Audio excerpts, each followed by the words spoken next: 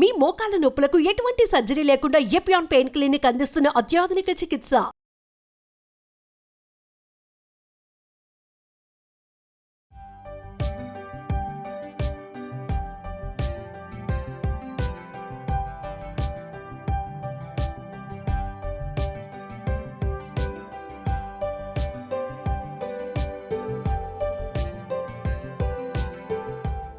మోకాళ్ళ నొప్పుల్లో అలాగే వివిధ రకాల నొప్పుల్లో ఎక్కడైతే వాపు బాగా ఉండి నొప్పి బాగా ఉన్న వాళ్ళలో తొందరగా నొప్పి తగ్గించుకోవడానికి చాలా సులువుగా మనం ఇంట్లో తయారు చేసుకోగలిగేటువంటి సులువైనటువంటి లేపం దీన్ని కనక లేపం అంటారు.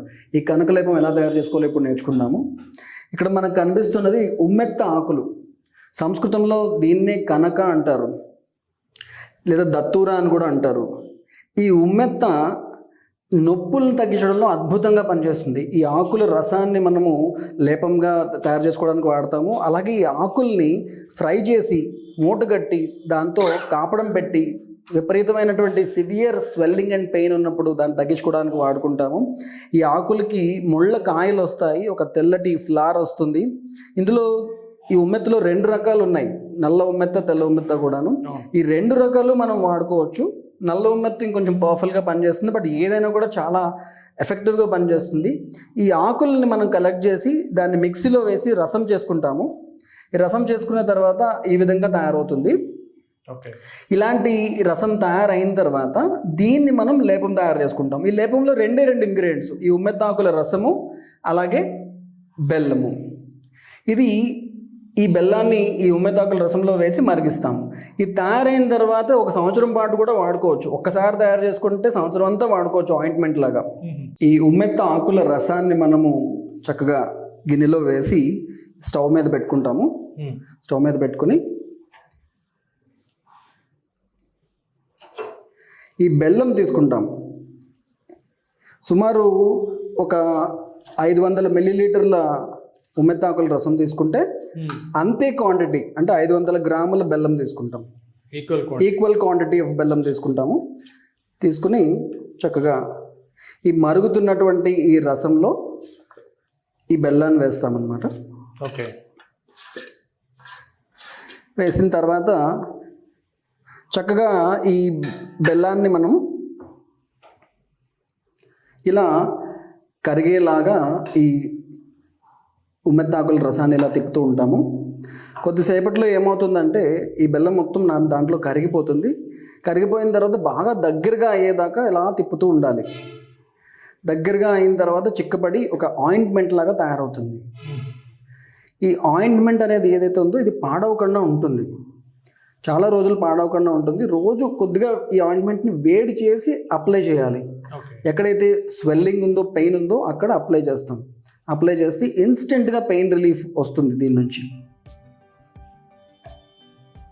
దీనినే కనక లేపం అని అంటాము.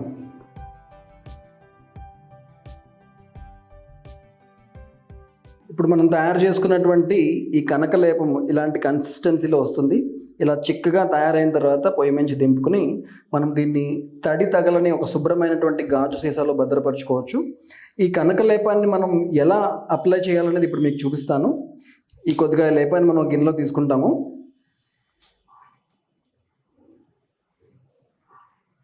దీన్ని ఎక్కడైతే నొప్పి ఉన్నదో ఆ నొప్పి ఉన్న చోట నొప్పి అలాగే వాపు ఉండి చాలా ఇబ్బంది పడుతున్నటువంటి ఆ జాయింట్ పెయిన్స్లో ఉన్న వాళ్ళు ఈ లేపాన్ని చక్కగా అప్లై చేసుకోవచ్చు. సో జనరల్గా మోకాళ్ళ నొప్పులు ఉన్న వాళ్ళకి ఈ పార్ట్ అంతా కూడా స్వెల్లింగ్ ఉంటుంది. ఈ స్వెల్లింగ్ ఉన్న చోట, నొప్పి ఉన్న చోట కొద్దిగా కనకలేపంలా తీసుకుంటాము. చల్లారిపోతే దాన్ని వేడి చేసి అప్లై చేస్తాము. ఓకే.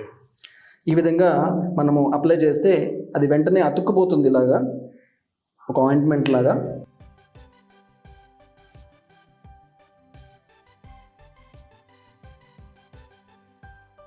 ఈ విధంగా మోకాలంతా కూడా ఈ కనకలేపాన్ని అప్లై చేసి దీన్ని ఒక 2 గంటల పాటు ఇలా ఉంచుతాము.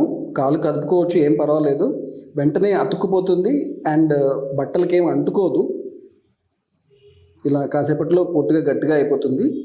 అండ్ 2 గంటల తర్వాత వేడి నీళ్ళు వేసి పూర్తిగా శుభ్రంగా కడిగేస్తాము. అప్పుడు పూర్తిగా ఊడిపోతుంది. అండ్ ఎంత పెద్ద స్వెల్లింగ్ ఉన్నా, ఎంత పెయిన్ ఉన్నా కూడా చాలా తక్కువ సమయంలో ఆ పెయిన్ తగ్గించడానికి, ముఖ్యంగా మోకాళ్ళ నొప్పుల్లోని చాలా అద్భుతంగా పనిచేసేటువంటి గృహ వైద్యము, ఇంటిలోని చిట్కా ఈ కనకలేపు. ఓకే. సో నీ పెయిన్స్కి సంబంధించి వైద్యుల పర్యవేక్షణలో నిర్వహించే రెమెడీతో పాటు ఇంట్లో అందరూ కూడా చేసుకునే విధంగా ఒక మంచి రెమెడీని అయితే వివరించారు. Thank you so much sir. నమస్తే అండి. నమస్తే.